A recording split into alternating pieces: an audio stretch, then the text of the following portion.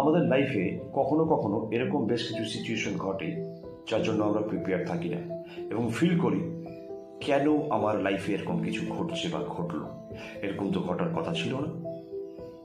কিন্তু মনে রাখবেন, আপনার লাইফ পেছনের ডটগুলোকে জাস্ট কানেক্ট করে একটি রূপ দেওয়ার চেষ্টা করে।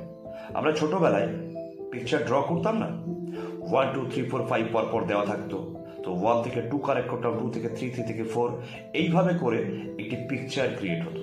কখনোই 1 2 3 4 5 এর জায়গায় 5 4 3 2 1 কিন্তু আপনি করতেন না, মানে সামনের থেকে পেছনের ডট কিন্তু আপনি কানেক্ট করতেন না।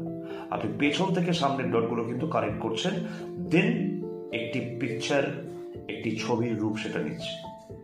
তো আপনার লাইফেও এরকম কখনো কখনো বেশ কিছু ঘটনা ঘটবে, যে ঘটনাগুলো কানেক্ট করার পরেই একটি রূপ ক্রিয়েট হবে, একটি ছবি ক্রিয়েট হবে, একটি সুন্দর জীবন ক্রিয়েট হবে।